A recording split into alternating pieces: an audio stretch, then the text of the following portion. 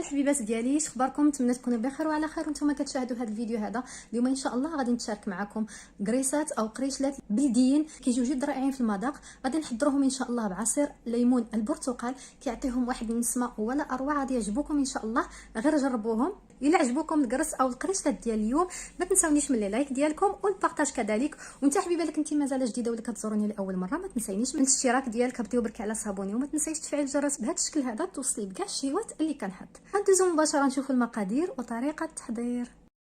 هنا اول حاجه غادي ناخذ اناء، درت فيه هنايا قشر نتاع ليمون برتقال. خديت حبه ليمون برتقال وحكيتها او بشرتها في الجهه الرقيقه، وخديت القشر ديالها. غادي نستعملو في هذه الحاله، ما غاديش نستعملو السكر فاني. غادي نضيف ليه نصف كاس او نصف كوب من عصير البرتقال، اي ما يعادل 100 مليلتر. غنوضح لكم واحد الحاجه، انا غادي نعطيكم العبار بالمليلتر وبالاكواب بالنسبه للاخوات اللي ما عندهمش باش يعبروا. بالنسبه لهذا الكوب هذا فقلت لكم تستعملوا اكواب الشاي او لا اكواب القهوه. بالنسبه للاخوات في المغرب ممكن تستعملوا الكيسان ديال العنبه الا متوفرين. هادشي توضيح الاخوات اللي ما عندهمش باش يعبروا. غنضيف ليه هنايا 200 مليلتر من الحليب اللي يكون ساخن جدا، يكون سخون مزيان باش كيقد لينا الحراره مع هاد الليمون البرتقال. 200 مليلتر من الحليب الساخن، اي ما يعادل كوب اولا كاس. في حاله ما الا شفتوا هنايا داك الحليب شي شويه كيتقطع ماشي بزاف، فهذه حاجه عاديه، غير كملوا الخدمه به، لان ليمون البرتقال داك الحموضيه ديالو هي اللي كدير هادشي، فهادشي عادي. 100 مليلتر من الزيت، اي ما يعادل نصف كوب. 100 غرام من سكر سنيده او سكر حبيبات، اي ما يعادل كاس الا ربع. نتوما كتشوفوا القياس. قبيصه ديال الملح لتصحيح الذوق. وهنا غادي ندير ابيض بيضاء. الاصفر غادي نحتفظ به باش غادي ندهن به الوجه نتاع القريشلات ديالنا.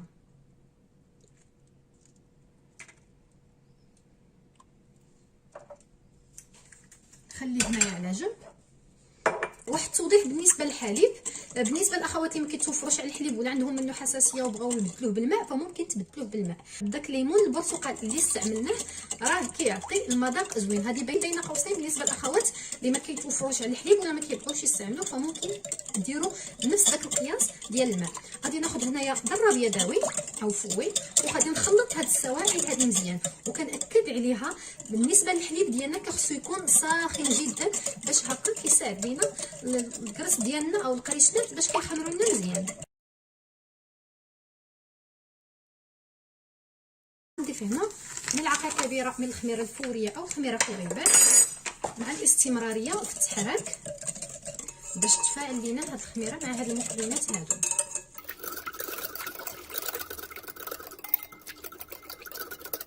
غنضيف هنا واحد الكميه من الدقيق. بالنسبه للدقيق انا هنا غادي نستعمل 500 غرام بالمجموع، ولكن دائما كنقول لكم على حسب نوعيه الدقيق، يعني ممكن تستعملوا اكثر ممكن اقل. بالنسبه للاخوات اللي ما عندهمش باش يعبروا ممكن تعبروا بالاكواب، 5 ديال الكيسان اولا 5 ديال الاكواب. هنا غادي نستعمل نصف كيس من خميره الحلويات، غير النص ديالها، ما غنستعملش الكيس كامل، اي ما يعادل 4 غرام. وغادي نبدا نخلط في العجين ديالي. غادي نستمر هكا بالتخلاط. منين نشوف العجين بدا كيتجمع، يعني بدا كيقصح شي شويه، غادي نكملها بايدي. بالنسبه للدقيق ضروري يكون مغربل باش ما كيدير لناش الكتل. هنا غادي نضيف 3 ديال المعالق كبار من الزنجلان او السمسم. بالنسبه للزرارع ممكن تضيفوا اللي عندكم اللي موجود اولا اللي نتوما كتفضلوه. ممكن تزيدوا معهم واحد المعلقه كبيره مخلطه ما بين النافع وحبه حلاوه، يعني هادشي هذا كيبقى راجع لكم. غير انا بنتي ما كتبغيش تاخذ ليا النافع، هذا علاش ما ضفتوش، درت هنايا غير السمسم او الزنجلان. نتوما الا بغيتو تضيفوا الاخرين يمكن لكم تضيفوهم، يعني هادشي هذا كيبقى لكم اختياري. كنستمر هكا بالتخلاط وغنبقى نضيف الدقيق شويه بشويه وانا كنجمع العجين.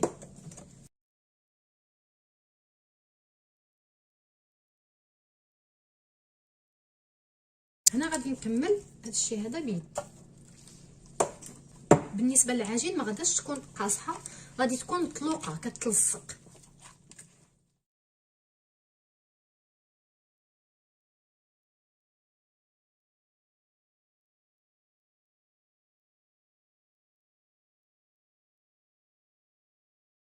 هانتوما العجين كتجمع بكل سهوله، يعني ما كنحتاجوا فيها لا دلك ولا مجهود.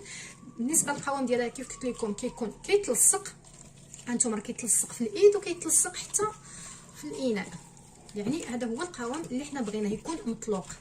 غادي ندير في يدي واحد شويه ديال زيت المائده او زيت نباتيه، وغادي نجمع بها الوجه نتاع العجين.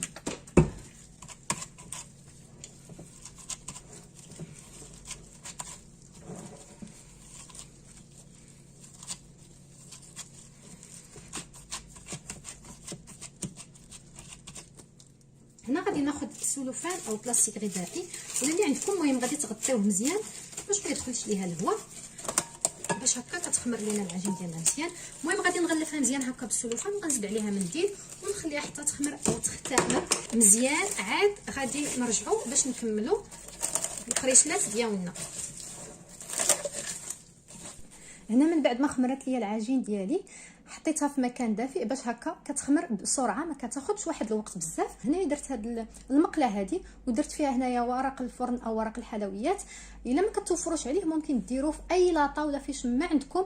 غادي تدهنوها بالزيت، ضروري البنات هذا الشيء هذا يتدهن بالزيت باش ما يتلصقوا ليناش الكراس ديالنا في اللاطه او المقله. هنايا درت واحد الكميه قليله نتاع زيت المائده او زيت نباتيه، غادي نبقى ندير فيها يدي وغادي نبقى نهز العجين ونشكل هكايا كويرات. انا درتهم هنايا كويرات صغيورين كيجيو زوينين، يعني كيجيو صغيورين هكا كيجيو حليلوين. المهم كنبقى ناخذ هكا العجين كنبدا نكورها بهذا الشكل هكا، كنحاول نجيبهم متقادين، المهم نحاولوا نجيبوهم قد قد. هنا كيف ما لاحظتوا العجينه ما ضغطتش عليها ما والو، يعني ما خرجتش منها الخميره ما حتى شي حاجه، كناخذها هكاك وكنستعملها. وكذلك العجين هانتوما كتلاحظوا على انه مطلوق بزاف، يعني ما مجموعاش العجينه مطلوقه بزاف كتذوب في اليد غير بوحديتها. هادشي هذا كيخلي القريشلات ديالنا يجيو هشاشين كيذوبوا في الفم. هنايا خديت هاد اللاطه هادي ودرت فيها كذلك، هنايا ما زيرتهمش، يعني عطيتهم اتساع يعني باش منين يخمروا ما غاداش يتلصقوا لينا.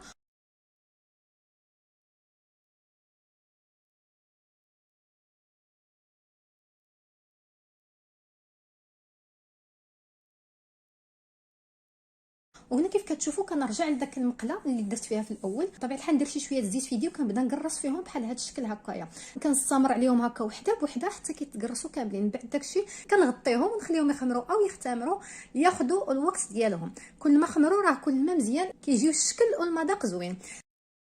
هنا من بعد ما خمروا الكريسات ديالي درت هنايا هاد اصفر بيضه، زدت معاه معلقه كبيره من الحليب وزدت فيه واحد المعلقه صغيره من السكر سنيده. كتزيدهم واحد الحلاوه جد رائعه. البنات اللي غيبغيو يستغناو عليها اللي ما كيبغيوش الحلاوه فممكن تستغناو عليها، غير هي كتعطيها واحد اللمعه وكذلك المذاق حتى الوليدات غيعجبوهم.